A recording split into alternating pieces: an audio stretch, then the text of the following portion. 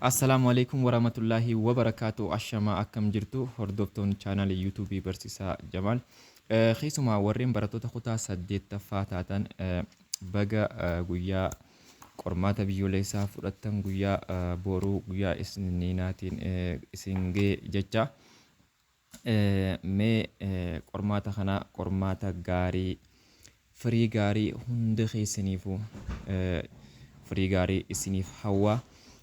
Mee akkamitti akka qormaata kana haala salphaa ta'een daleeytan xiqqoo warraa isin haa agarsiisu.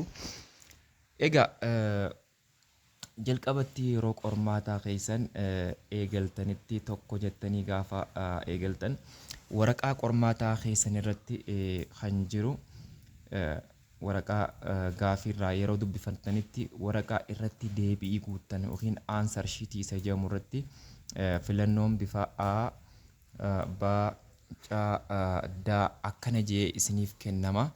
Egaa filannoo isiniif kennamu kanarratti tooftaa mataa keetii fayyadamuu qabda. Tooftaan kun baay'ee kan isin fayyadu, baay'ee isin fayyada jeetii yaada. Egaa akka kanatti isiniif kennama. Gaafa waraqaa gaafiirraa dubbifatte waraqaa gaafiirraa dubbifattee tokkoffaa irratti yoonii fi tokkoffaan deebi'iin caa kan ta'u ta'e ati dhuftee caa keetii irratti daddaffiidhaan diddee ni gurraachoomsita. Yoo bifa ootiin bifa geengootiin yoo kan kennamu taate bifa geengoo san keessa gurraachoomsita. Yoo bifa immoo rektaangiliitiin kenname rektaangilii keessa daftee gurraachoomsita. Egaa itti aanee gaafii lammaffaan kan sitti ulfaatu yoo ta'e waraqaa gaafii keetii irratti waraqaa aansar shiitii kanarratti osoo hin taane waraqaa gaafii irratti yoo gaafii lammaffaa ta'e gaafii lammaffaa san waraqaa gaafiirraa mallattoo gaafii itti gootee waan si fakkaate tokko keessee daftee dabartaa jechuudha. Yoo aan si fakkaate aastee waanuma si fakkaate tokko daftee gurraachoomsitee dabartaa. Akka saniin isatti aanu bira deemtaa. Isatti aanus deebii daftee dubbiftee kan sii galu yoo taate waan sii gale san daftee gurraachoomsitaa. Daftee gurraachoomsitaa saatii keetitti fayyadamuudhaaf jechuudha. Daddaftee akka kanaan gaafa daleeydee raawwatte bakka itti mallattoo gaafii godhatte gaafii mallattoo gaafii itti godhatte san waraqaa keetii irratti deebitee waraqaa gaafii irraa deebitee dubbiftee daleeydaa jechuudha. Deebitee waraqaa gaafii lammaffaa irratti waraqaa aansar shiitii irratti silaa ati gurraachoomsitee turte san yoo deebiin ka biraa ta'e kana irraa hayxee jechuudha. Deebii biraa guuttattaa jechuudha. Egaa akka kanatti haala salphaa ta'een qormaata dalaguu dandeessa. Maaliifuu qormaanni baay'ee salphaadha. Baay'ee afaan keessaniin qophaa'ee afaan oromootiin qophaa'ee itti aanee akkasumas qormaanni kuni barnoota kutaa saddeettaffaa qofa keessaa kan isiniif bahe barnoota kutaa saddeettaffaa qofa keessaa. Egaa kanaaf wanti isinitti ulfaatu barnoota kutaa saddeettaffaa sirriitti barattan jeetii yaada.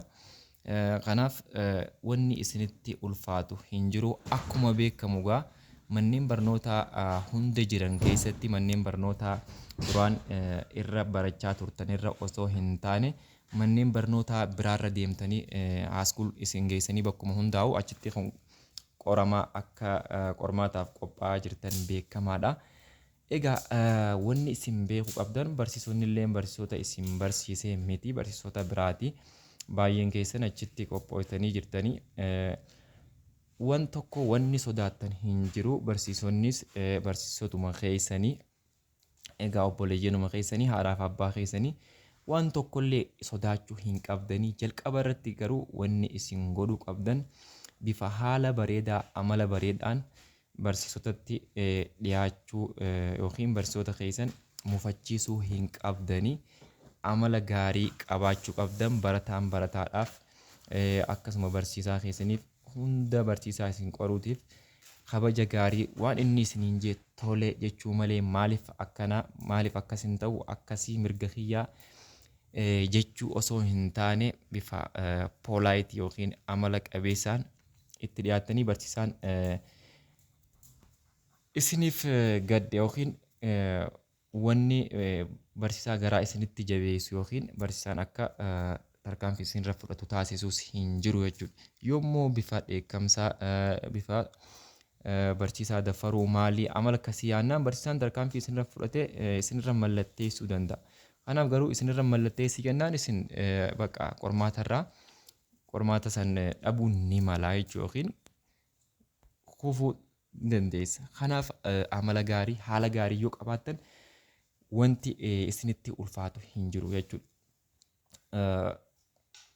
Kanaaf wanti guddaan ani isiniif dhaamu asirratti hundummaan keessanuu akka tasgabbii qabaattan sodaa tokkollee akka hin qabaanne. Maaliif sodaa yoo jiraate sodaa yoo qabaattan sodaadhaa wajjin waan beektan sanillee isin harkaa baduu mala waan beektan sanillee wallaaluun keessan ni mala. Kanaaf sodaa tokko malee tasgabbiidhaan egaa miira sodaa keessaa baatanii konfidensii yookiin fitti amantummaa yoo qabaattan haala bareedaan qabxii bareedaa galmeessuu dandeessan.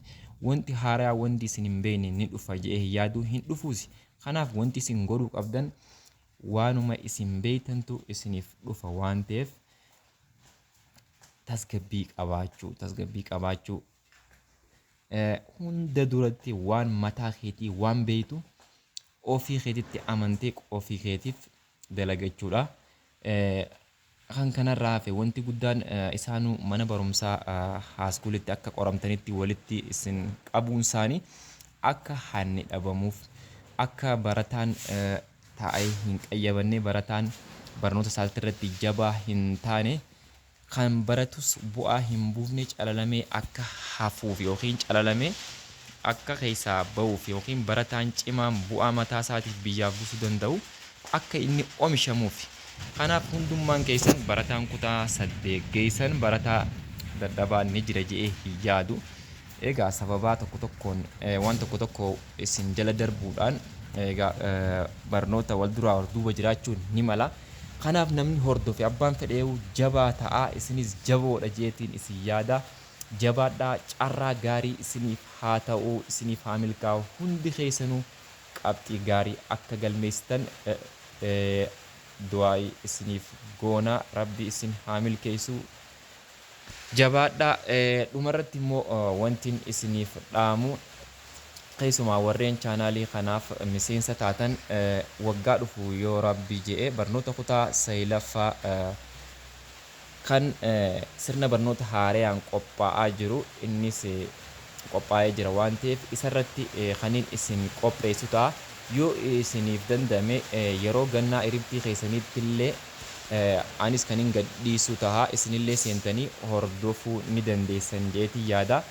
Egaa isin warri bara kana kutaa 8ffaa xumurtan warreen isin booda dhufaa jiru chaanaalii barsiisaa Jamaal Adam jedhu kana kan herrega irratti gadi fageenyaan isin barsiisuu fi isin barsiisaa ture kana hiriyootan keessan warreen manneen barumsaa adda addaa irraa dhufan akka isaan agarsiiftanii subscribe akka isaan godhan warreen yuutuubii banatee fayyadamaa hin jirrelleen akka yuutuubii fayyadamanii gama kanaan barnoota karaa salphaa ta'een akka isaan argatan hadaraa keessan dhaamsa waliif dabarsaa sheer waliif godhaa kan jiru dhaamsi kiyya kanuma.